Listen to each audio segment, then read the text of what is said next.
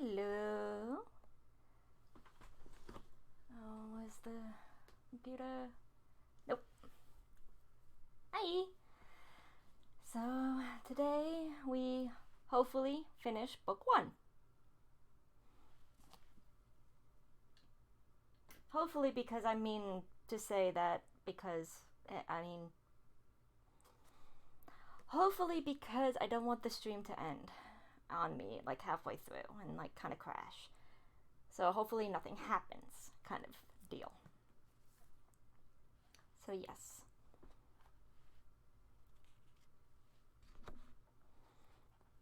Chapter 12. He had more tow on his distaff than Gervinus knew. Jervis. He had more tow on his distaff than Jervis knew. From Chaucer. Yeah, I have no idea. The ride to Stone Court, which Fred and Rosamond took the next morning, lay through a pretty bit of midland landscape, almost all meadows and pastures, with hedgerows still allowed to grow in with hedgerows still allowed to grow in bushy beauty and to spread out coral fruit for the birds. Little details gave each field a particular physiognomy.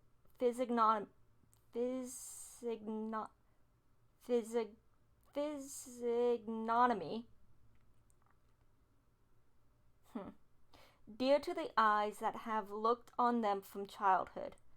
The pool in the corner where the grasses were dank and trees leaned whisperingly, the great oak shadowing a bare place in mid-pasture, the high bank where the ash trees grew, the sudden slope of the old marl pit making a red background for the burdock, and the huddled roof and bricks of the homestead without a traceable way of approach, the gray gate and fences against the depths of the bordering woods, the stray hovel, its old thatch full of mossy hills and valleys with wondrous modulations of light and shadow, such as we travel far to see in later life, and see larger but not more beautiful. These are the things that make the gamut of joy in landscape to midland-bred souls. The things they toddled among or perhaps learned by heart standing between their father's knees while he drove leisurely. But the road, even the byroad, was excellent, for Lowick, as we have seen, was not a parish of muddy lanes and poor tenants, and it was into Lowick parish that Fred and Rosamond entered after a couple of miles riding. Another mile would bring them to Stone Court, and at the end of the first half, the house was already visible, looking as if it had been arrested in its growth towards a stone mansion by an unexpected budding of farm buildings on its left flank, which had hindered it from becoming anything more than the substantial dwelling of a gentleman farmer. It was not the less agreeable an object in the distance for the cluster of pinnacle cornricks which balanced the fine row of walnuts on the right. Presently it was possible to discern something that might be a gig on the circular drive before the front door. "Dear me," said Rosamond, "I hope none of my uncle's horrible relations are there." "They are, though. That is Mrs. Wall's gig, the last yellow gig left, I should think. And when I see Mrs. Wall in it, I understand how yellow can be. And when I see Mrs. Wall in it, I understand how yellow can have been worn for mourning. That gig seems to me more funeral than a hearse. But then Miss Walls always has black crape on. How does she manage it, Rosie? Her friends can't always be dying." "I don't know at all. And she is not the least evangelical, said Rosamond reflectively, as if that religious point of view would have fully accounted for perpetual crepe and not poor, she added after a moment's pause. Oh, there's a wrong punctuation. No, by George, they are as rich as Jews, those Rolls and Featherstones, I mean, for people like them who don't want to spend anything. And yet they hang about my uncle like vultures, and are afraid of a farthing going away from their side of the family. But I believe he hates them all. Then the Mrs. Wall, who was so far from being admirable in the eyes of the distant connections, had happened to say this very morning, not at all with a defiant air, but in a low, muffled, neutral tone, as of a voice heard through cotton wool, that she did not wish to enjoy their good opinion. She was seated, as she observed, on her own brother's hearth, and had been Jane Featherstone 25 years before she had been Jane Wald. Jane Wald. Oh wow, there's a really odd spelling of those two names. It's Jane Wade. Oh, we don't have any Jade left. So it's Mrs. Wall, which is Waule, and then Jane Wade, Wade, which entitled her to speak when her own brother's name had been made free with those who had no right to it. "What are you driving at there?" said Mr. Featherstone, holding his stick between his knees and settling his wig, while he gave her a momentary sharp glance, which seemed to react on him like a draught of cold air and set him coughing. Mrs. Wall, who had deferred her answer until he was quiet again, till Mary Garth had supplied him with fresh syrup, and he had begun to rub the cold gold knob of his stick, looked bitterly at the fire.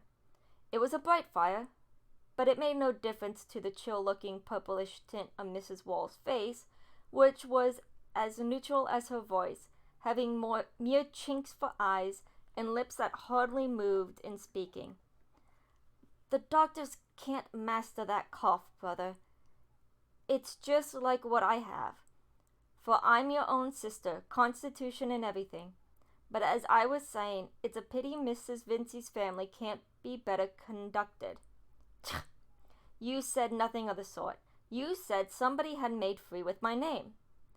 "And no more than can be provided if what everybody says is true. My brother Solomon tells me that it's the talk up and down of Middlemarch how unsteady Miss young Vincey is, and has been forever gambling at billiards since he came home." "Nonsense! What's a game at billiards? It's a good, gentlemanly game, and young Vincey's is not a clodhopper. If your son John took to billiards, now he would make a fool of himself."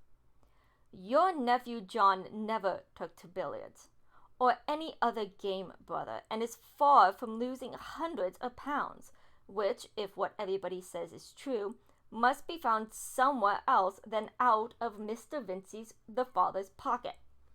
For they say he's been losing money for years, though nobody would think so, to see him go carousing and keeping open houses as they do. And I've heard that Mr. Bulstrode condemns Mrs. Vincey beyond anything for her flightiness and spoiling her children so." "What's Bulstrode to me? I don't bank with him." "Well, Mrs. Bulstrode is Mr. Vincey's own sister, and they do say that Mr. Vincey mostly trains on the bank money. And you may see yourself, brother, when a woman past 40 has pink strings always flying, and that light way of laughing at everything, it's very unbecoming. But indulging your children is one thing, and finding money to pay their debts is another. And it's openly said that young Vincey has raised money on his expectations. I don't say what expectations, Miss Garth hears me and is welcome to tell all. I know young people hang together." "No, thank you, Miss Wall," said Mary Garth. "I dislike hearing scandal too much to wish to repeat it." Mr. Featherstone rubbed the knob on his stick and made a brief, convulsioned show of laughter, which had much the same genuineness as an old wisht-payer's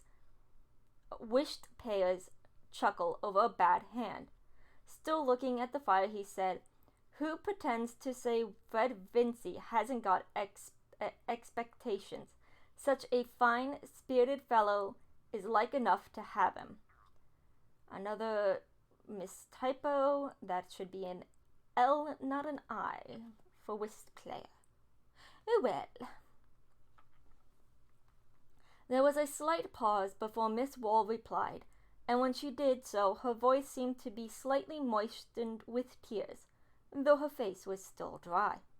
"Whether or no, brother, it is naturally painful to me and my brother Solomon to hear your name made free with, and your complaint being such as may carry you off sudden, and people who are no more Featherstones than the Merry Andrew at the fair openly reckoning on your property coming to them, and me your own sister, and Solomon your own brother. And if that's not to be, what has it pleased the Almighty to make families for?" Here Mrs. Wall's tears fell, but with moderation. Oh, that's our first S.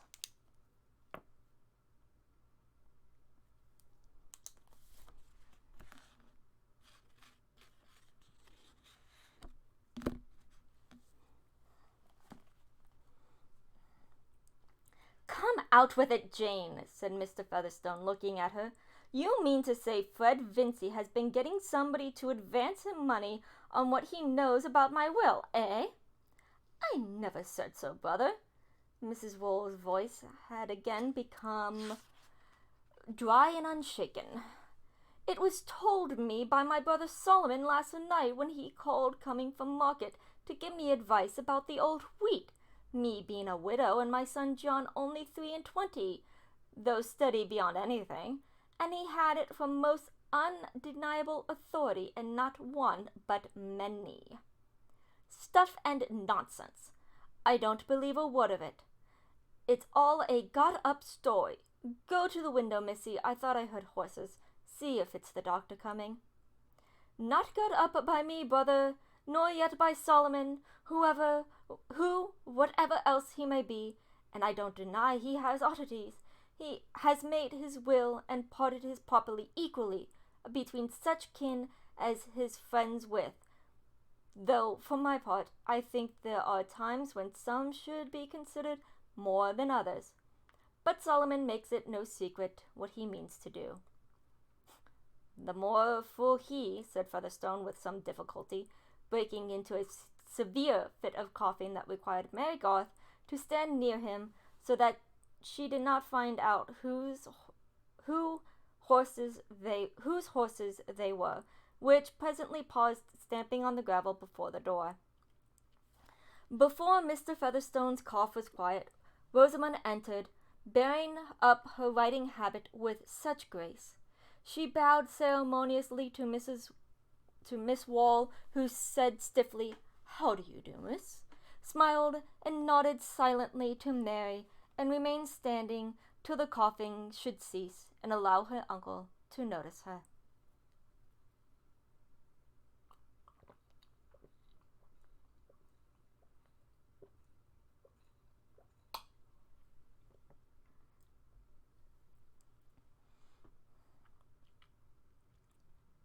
"Hey day, miss," he said at last. "You have a fine color. Where's Fred?" "Seeing about the horses. He will be in presently." Sit down, Miss Wool, you'd better go." Even those neighbors who had called Peter Featherstone an old fox had never accused him of being insincerely polite, and his sister was quite used to these peculiar absence of ceremony with which he marked his sense of blood relationship.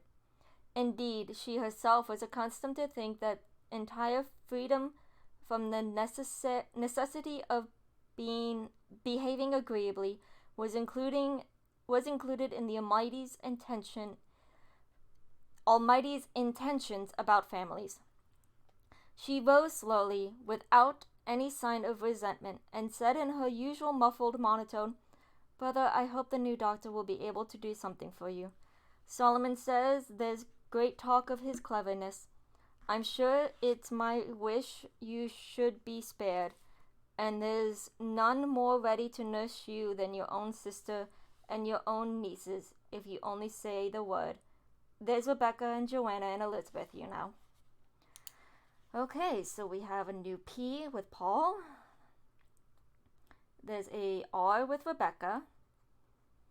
Joanna, we have already got the J's down, and an E with Elizabeth, and that's the last E as well.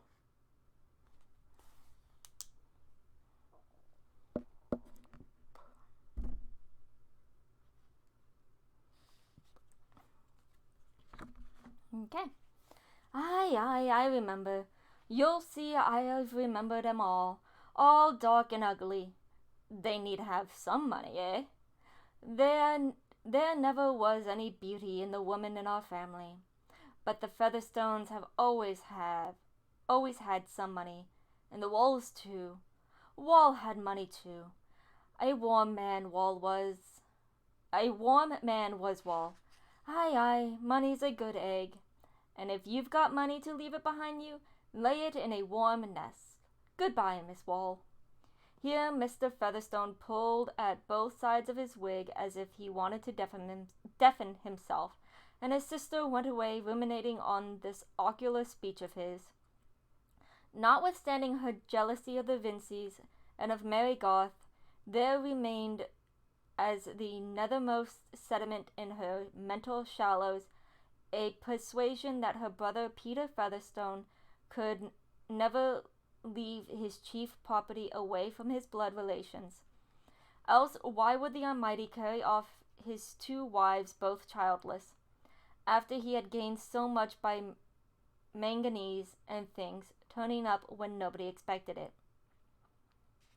And why was there a Lowick parish church, and the Walls and Powderwells all sitting in the same pew for generations, and the Featherstones' pew next to them, if the Sunday after her brother Peter's death, everybody was to know the property was gone out of the family? The human mind has at no period accepted a moral chaos, and so preposterous a result was not strictly conceivable. But we are frightened at much that is not strictly conceivable. When Fred came in, the old man eyed him with a peculiar twinkle, which the younger had often had reason to interpret as pride in the satisfactory details of his appearance. "You 2 misses go away," said Mr. Featherstone. "I want to speak to Fred." "Come into my room, Rosamond. You will not mind the cold for a little while," said Mary. The 2 girls had not only known each other in childhood, but had been at the same provincial school together. Mary was an articled pupil, so that they had many memories in common, and liked very well to talk in private. Indeed, this tete-a-tete was one of Rosamond's objects in coming to Stone Court. Old Featherstone would not begin the dialogue till the door had been closed. He continued to look at Fred with the same twinkle, and with one of his habitual grimaces, alternately screwing and widening his mouth, and when he spoke, it was in a low tone, which might have been taken for that of an informer ready to be bought off, rather than for the tone of offended senior. He was not a man to feel any strong moral indignation, even on account of trespasses against himself. It was natural that others should want to get an advantage over him, but then he was a little too cunning for them. "So, sir, you've been paying 10% for money which you've promised to pay off by mortgaging my land when I'm dead and gone, eh? You put my life at a 12-month stay, but I can alter my will yet." Fred blushed. He had not borrowed money in that way, for excellent reasons, but he was conscious of having spoken with some confidence. perhaps with a little more than he had exactly remembered, about his prospect of getting Featherstone's land as a future means of paying present debts. "I don't know what you refer to, sir. I have certainly never borrowed any money on such an insecurity. Please to explain." "No, sir, it's you must explain." "I can alter my will yet, let me tell you. I'm a sound mind, can reckon compound interest in my head, and remember every fool's name as well as I can remember every fool's name as well as I could 20 years ago. What the deuce? I'm under 80.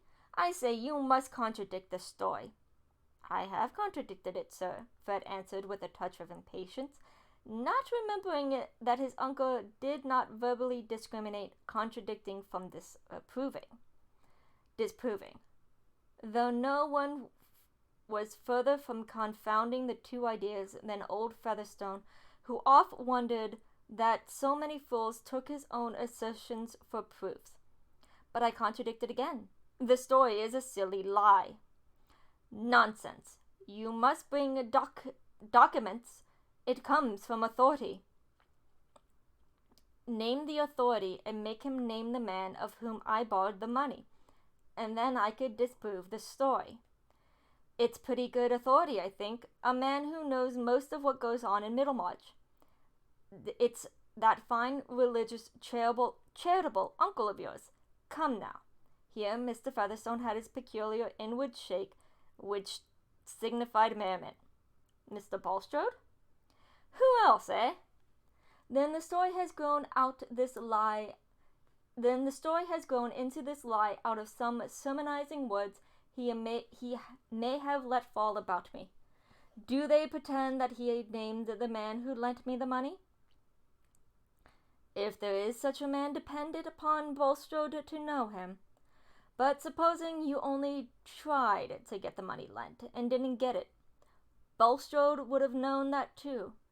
You bring me a writing from Bulstrode to say he doesn't believe you ever promised to pay your debts out of my land. Come now." Mr. Featherstone's face required its whole scale of grimaces as a muscular outlet to a silent triumph in the soundness of his facilities. Fred felt himself to be in a disgusting dilemma. You must be joking, sir. Mr. Bulstrode, like other men, believes scores of things that are not true. He has prejudice against me. I could easily get him to write that he knew no facts in proof of the report you speak of, though it might lead to unpleasantness. But I could hardly ask him to write down what he believes or does not believe about me." Fred paused an instant and then added in politic approval to his uncle's vanity, "That is hardly a thing for a gentleman to ask." But he was disappointed in the result. I know what you mean. You'd sooner offend me than Bulstrode. And what's he? He's got no land hereabout that ever I heard tell of. A speculating fellow. He may come down any day when the devil leaves off backing him. And that's what his religion means. He wants God Almighty to come in. That's nonsense. There's one thing I made out pretty clear when I used to go to church, and it's this. God Almighty sticks to the land. He promises land, and he gives lands, and he makes chaps rich with corn and cattle, but you take the other side. You, like Bulstrode, and speculating better than Featherstone and land. "I beg your pardon, sir," said Fred, rising, standing with his back to the fire, and beating his boot with his whip. "I like neither Bulstrode nor speculation." He spoke rather sulkily, feeling himself stalemated. Well, you can do without me, that's pretty clear," said old Featherstone, secretly disliking the possibility that Fred would show himself at all independent. "You neither want a bit of land to make a squire of you instead of a starving parson, nor a lift of £100 by the way. It's all one to me. I can make 5 crocodiles if I like, and I shall keep my bank notes for a nest egg. It's all one to me. Hi, Madam Franklin! Yeah, we're finishing the last chapter of book 1 today. And then, seeing how, depending on how my mood is and how my mouth is, if I'm too dry of mouth, I might actually read one of the short stories from Silmarillion.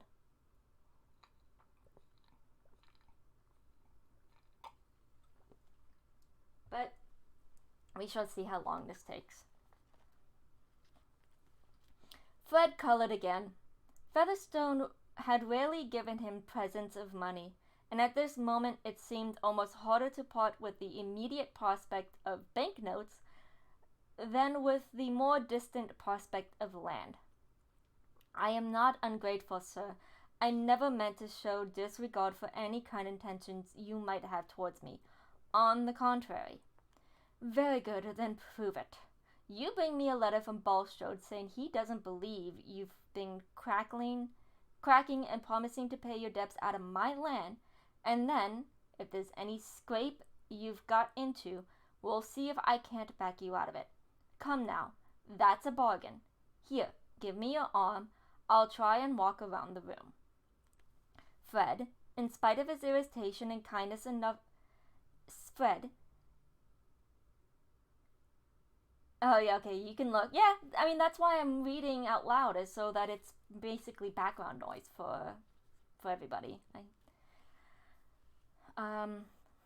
Fred, in spite of his irritation, had kindness enough in him to be a little sorry for the unloved, unvenerated old man, who with his dropsical legs looked more than usually pitiable in walking.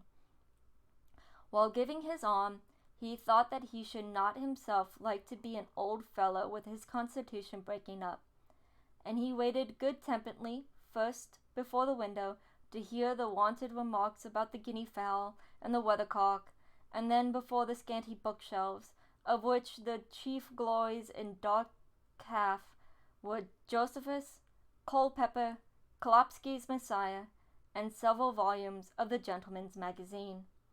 Read me the names of the books. Come now, you're a college man. Fred gave him the titles. What did Missy want with more books? What must you be bringing her more books for? They amuse her, sir. She is very fond of reading. A little too fond, said Mr. Featherstone capriciously.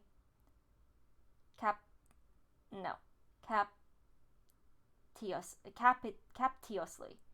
She wants for reading when she sat with me, but I put a stop to that. She's got the newspaper to read out loud. That's enough for one day.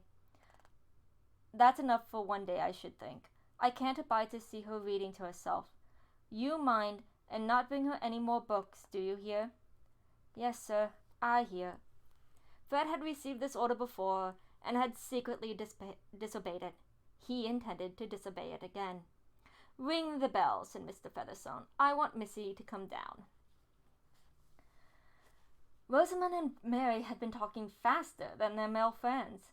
They did not think of sitting down, but stood at the toilet table near the window, while Rosamond took off her hat, adjusted her veil, and applied little touches of her fingertips to her hair of infinite fairness, neither flaxen nor yellow. Hold on, I hear noises in the background.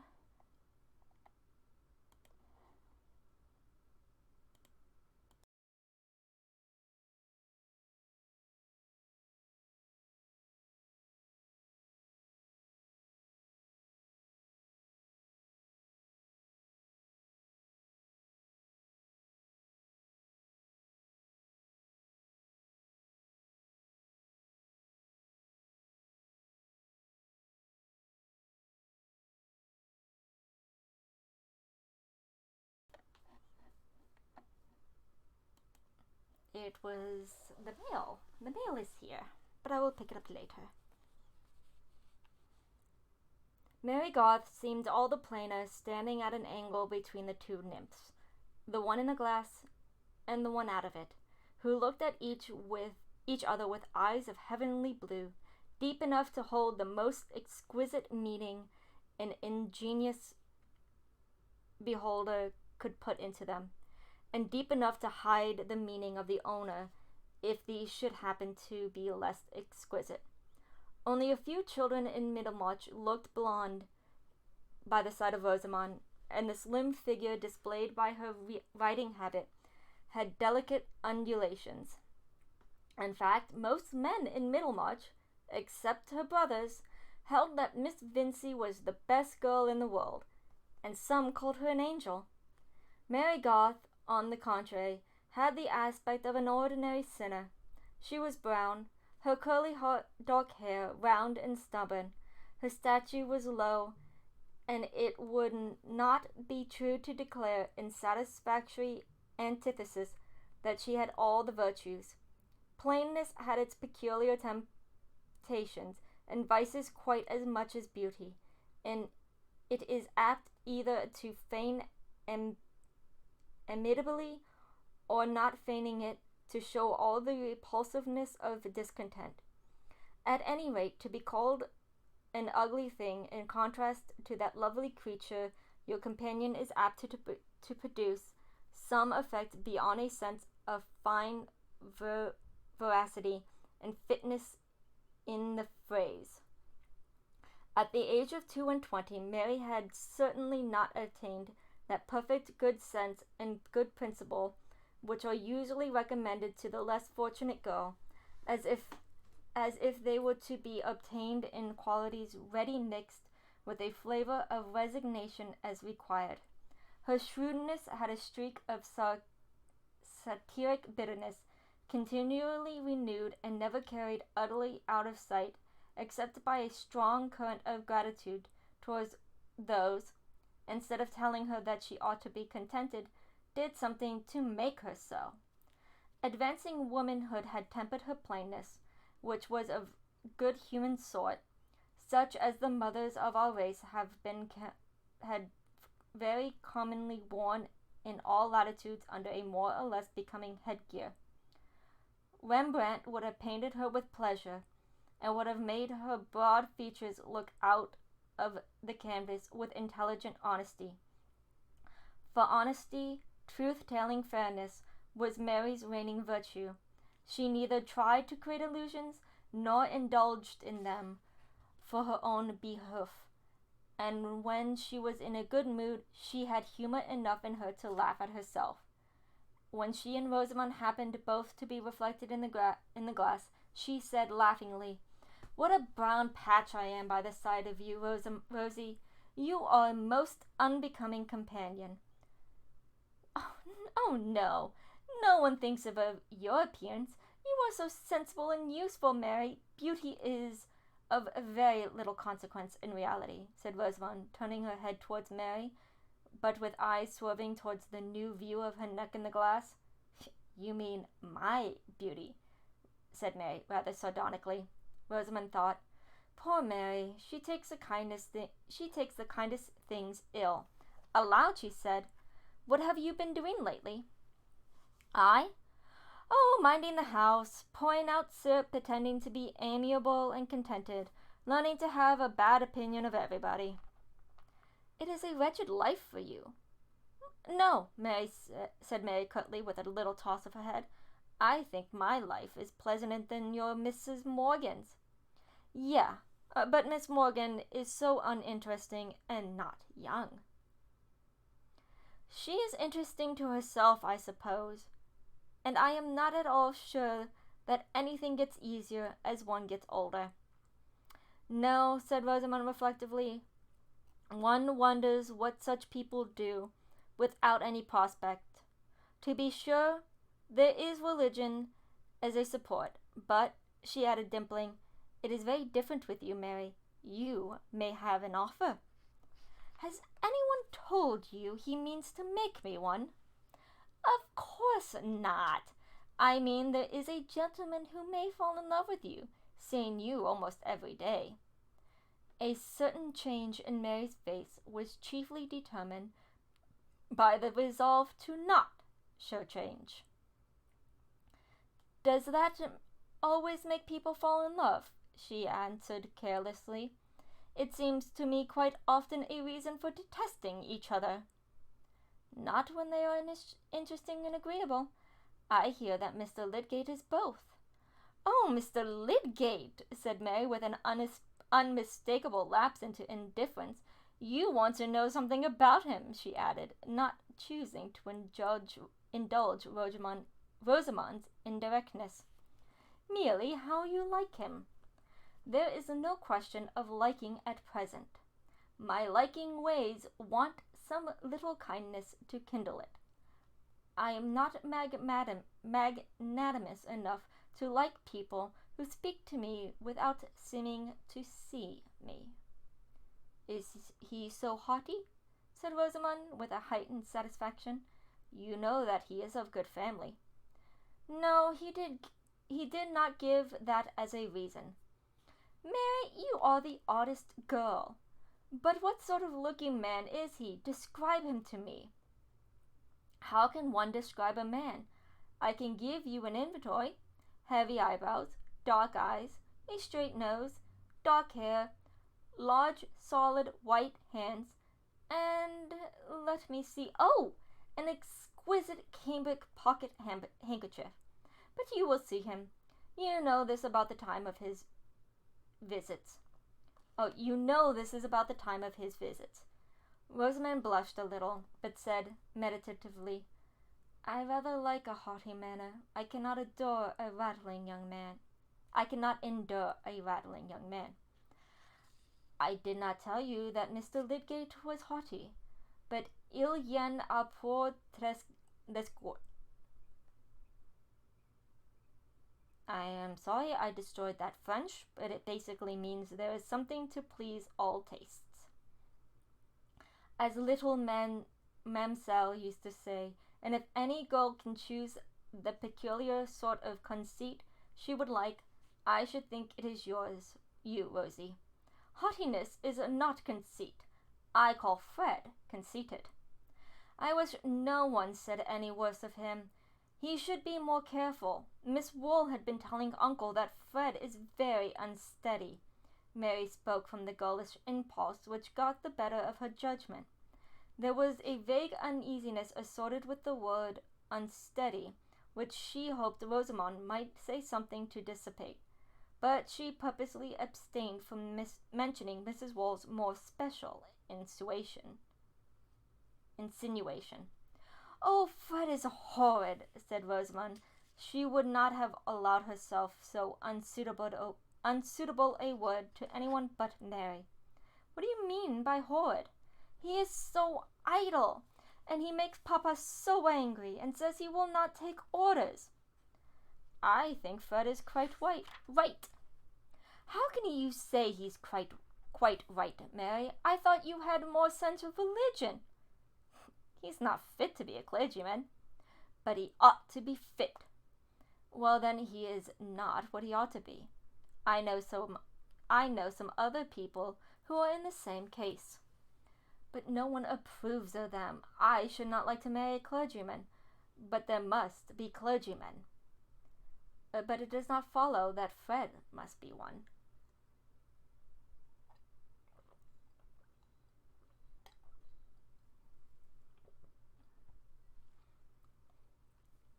"But when Papa has been at the expense of educating him—" Oop. My laptop needs to be plugged in. I forgot that.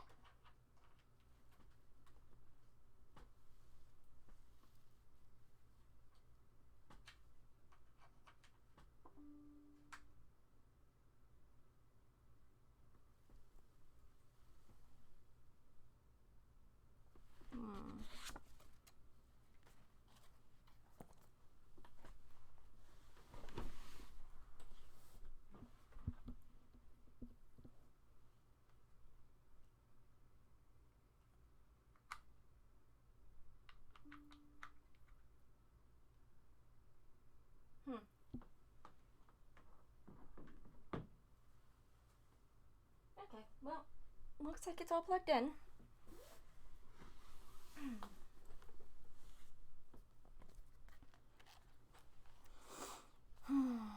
Where were we?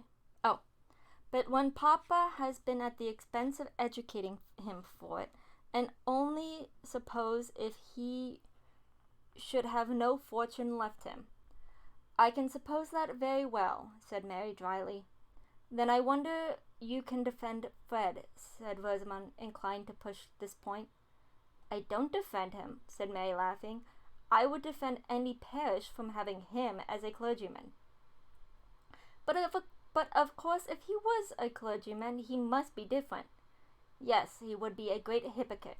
He is not there yet. It is of no use saying anything to you, Mary. You always take Fred's part. Why should I not take his part? Said Mary, lighting up.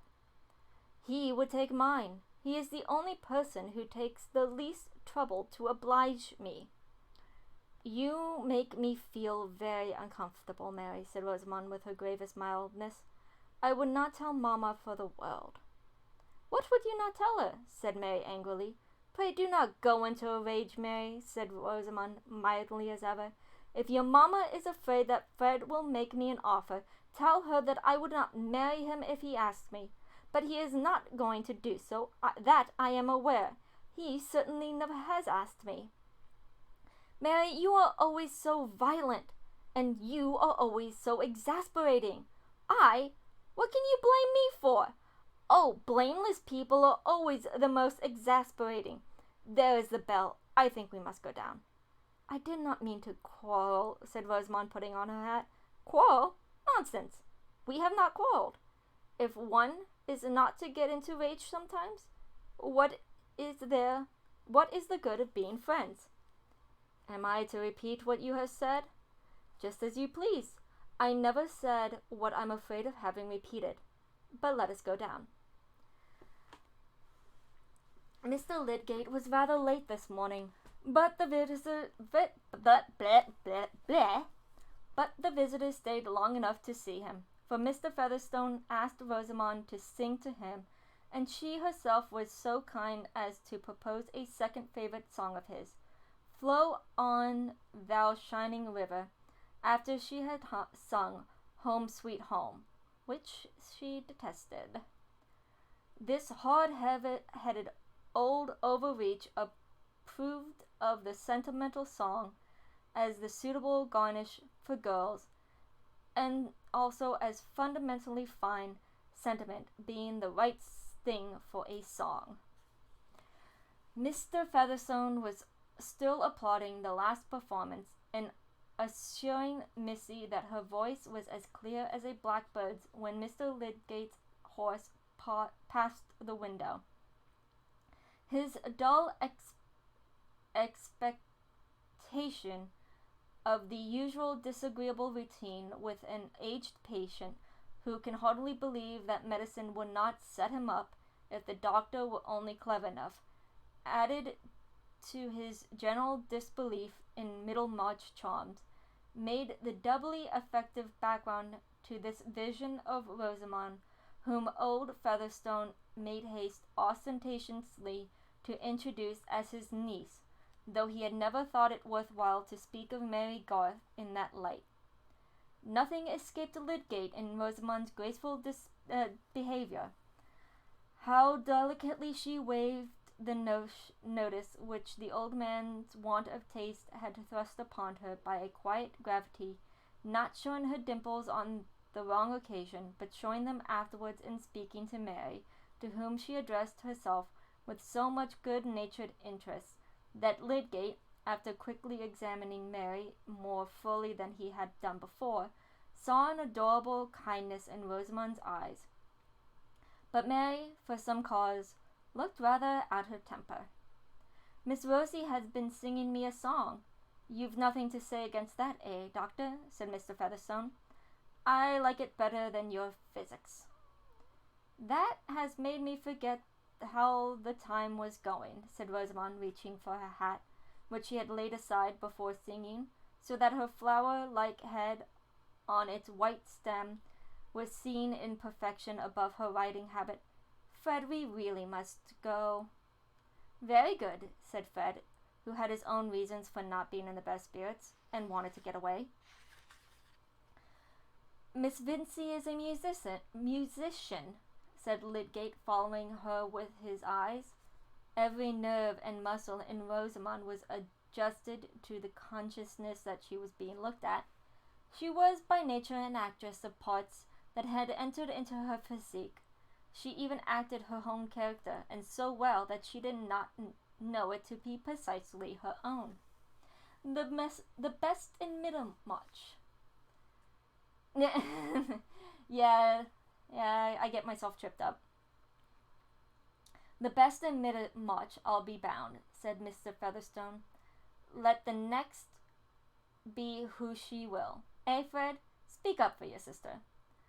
I'm afraid I am out of court, sir. My evidence would be good for nothing. Middlemarch has not a very high standard, uncle, said Rosamond with a pretty lightness, going towards her whip, which lay at a distance.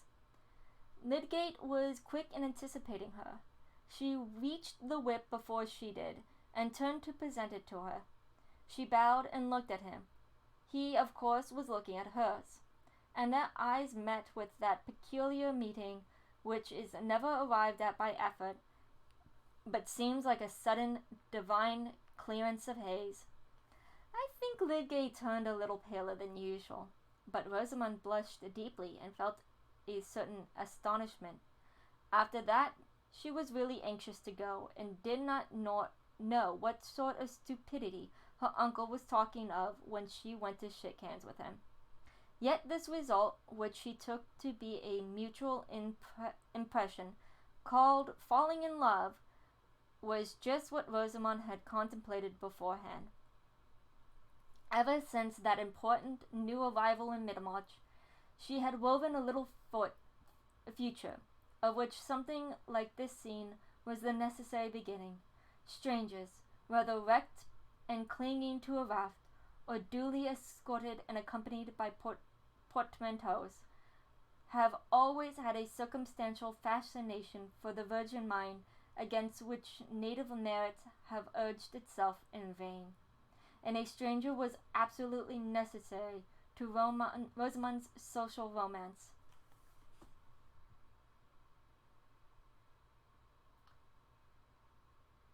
Oh God. Oh my God.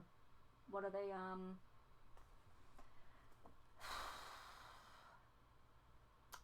scam thing? Yeah.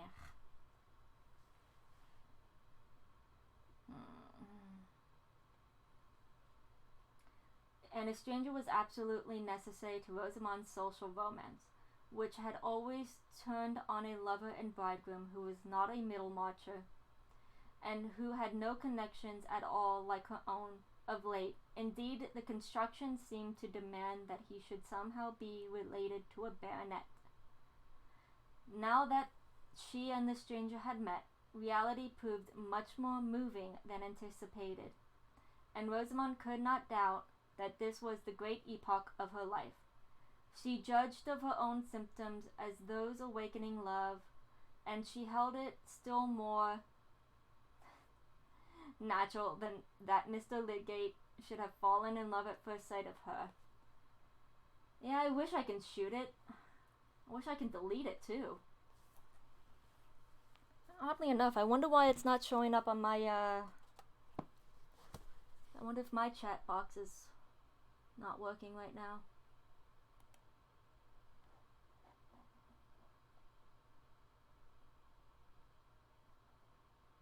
Huh. Interesting, it's not showing up in the,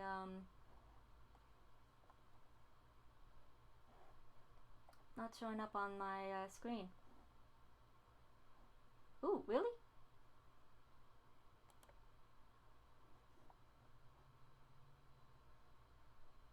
I can ban.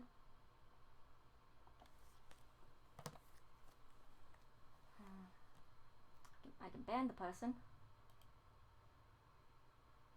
Let's see.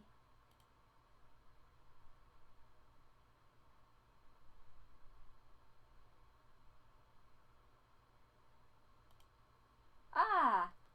Well, I banned them, so. Yay! Thank you.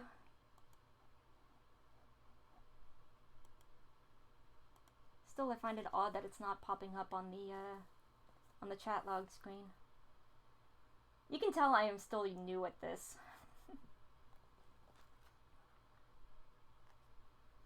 Okay, how many more pages do I have? Oh! 2.5. Yay! Okay, this calls for a sip.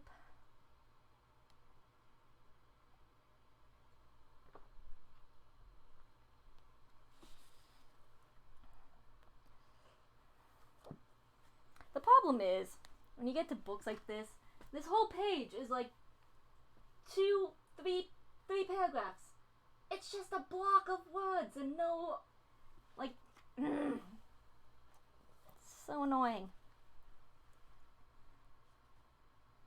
These things happened so often at balls, and why not by the morning light, when the complexion shows all the better for it? Rosamond, though no older than Mary, was rather used to being fallen in love with, but she, for her part, had remained indifferent and fastidiously critical both towards fresh sprig and faded bachelor. And here was Mr. Lydgate, suddenly corresponding to her ideal, being altogether foreign to Middlemarch, carrying a certain air of distinction congruous with good family, and possessing connections which offered vistas of that middle class heaven rank. A man of talent, also, whom would be especially delightful to enslave. In fact, a man who had touched her nature quite newly, and brought a vivid interest into her life, which was better than any fancied might be, such as she was in the habit of opposing to the actual. Thus, in writing home, both the brother and sister were preoccupied and inclined to be silent. Rosamond, whose basis for her structure had the usual airy slightness, was of remarkably detailed and realistic imagination when the foundation had been once presupposed, and before they had ridden a mile, she was far on in the costume and introductions of her wedded life, having determined on her house in Middlemarch, and foreseen the visits she would pay to her husband's high-bred relatives at a distance, whose finished manners she could appropriate as thoroughly as she had done in her school accomplishments, preparing herself thus for vague elevations which might ultimately come. There was nothing financial, still less sordid, in her provisions. She cared about what were conceived refinements, and not about the money that was to pay for them. Fred's mind, on the other hand, was busy with anxiety, which even he found ready hopefulness could not immediately quell. He saw no way of eluding Featherstone's stupid demand without incurring consequences which he liked less even than the task of fulfilling it. His father was already out of humor with him, and would be still more so if he were the occasion of any additional coolness between his own family and the Bulstrodes. Then he himself hated having to go to and speak to his uncle Bulstrode, and perhaps after drinking wine he had said many a foolish thing about Featherstone's property, and these had been magnified by report. Fred felt that he had made a wretched figure as a fellow who bragged about expectations from a queer old miser like Featherstone, and went to beg for certificates at his bidding. But those expectations! He really had them, and he saw no agreeable alternative if he gave them up. Besides, he had lately made a debt which galled him extremely, and old Featherstone almost bargained to pay it off. The whole affair was miserably small. His depths were small. Even his expectations were not anything so magnificent. Fred had known men to whom he would have been ashamed of confessing the smallness of his scrapes. Such ruminations naturally produced a streak of misanthropic bitterness. To be born the son of a Middlemarch manufacturer, an inevitable heir to nothing in particular, while such men as Mainwaring and Vine, certainly life was a poor business, when a spirited young fellow with a good appetite for the best of everything had so poor an outlook. It had not occurred to Fred that the introduction of Bulstrode's name in the matter was a fiction of old Featherstone's, nor could this have made any difference to his position. He saw plainly enough that the old man wanted to exercise his power by tormenting him a little, and also probably to get some satisfaction out of seeing him on unpleasant terms with Bulstrode. Fred fancied that he saw to the bottom of his uncle Featherstone's soul, though in reality half of what he saw there was no more than the reflex of his own inclinations. The difficult task of knowing another's soul is not for young gentlemen whose consciousness is chiefly made up of their own wishes. Fred's main point of debate with himself was whether he should tell his father or try to get through the affair without his father's knowledge. It was probably Miss Wall who had been talking about him, and if Mary Garth had repeated Miss Wall's report to Rosamond, it would be sure to reach his father, who would as surely question him about it. He said to Rosamond as they slackened their pace, "Rosie, did Mary tell you that Miss Wall had said anything about me?" "Yes, and she did." "What?"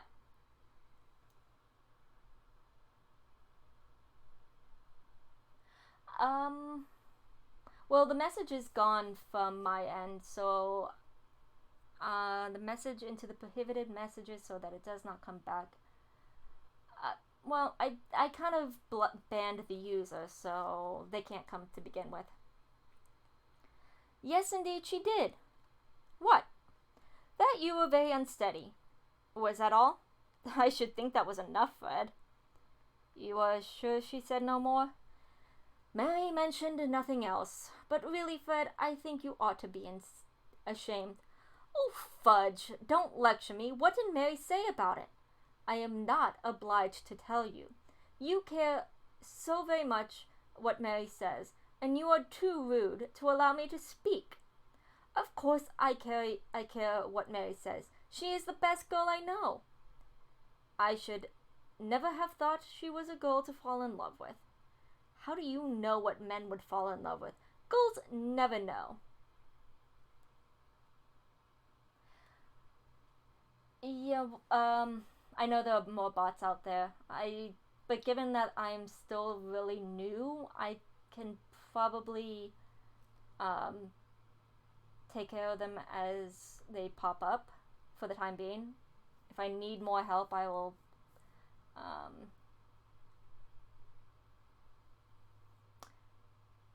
yeah, I can add that one the next time I see it pop up.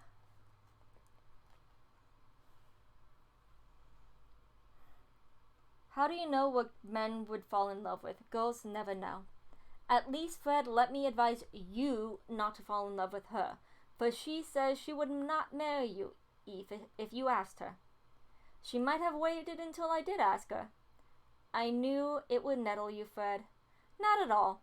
She would not have said so if you had not provoked her. Before reaching home, Fred concluded that he would tell the whole affair as simply as possible to his father, who might perhaps take on himself the unpleasant business of speaking to Bulstrode. And that is the end of Book 1. Miss Brooke. Woo! Holy shit. Finally.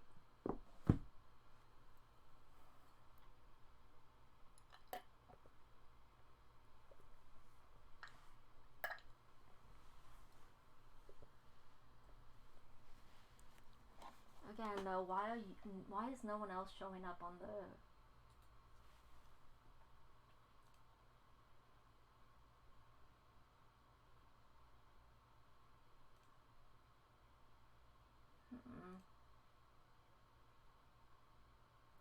That's very weird. Why nothing's popping up anymore on the, oh well.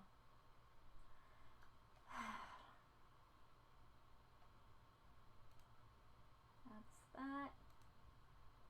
That's that. Huh.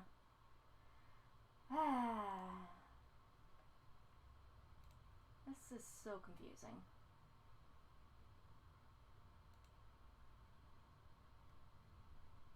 Either way, okay. Well, I am done with Middlemarch Book 1. Right now, the poll sits for... Oop! My mic is gonna go falling. Let's put my mic here for now.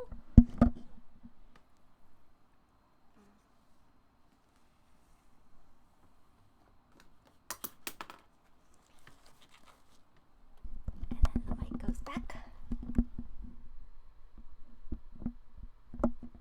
So, right now, this is in the lead. Through Alien Eyes. With the short story, one of the short stories from the Silmarillion coming in second place. So what I might do next week is I might just read the short story as a little break between books, and then I'll read through Alien Eyes. But again, we still have a week for voting. There is a poll on my Twitch channel, like on my page. You can vote there. You can also vote on my YouTube channel, which this is going to get uploaded to as soon as I'm done streaming. And yes, I will see you next week. You know, if I'm in good health and all of that. So thank you for coming, and I'll see you all later.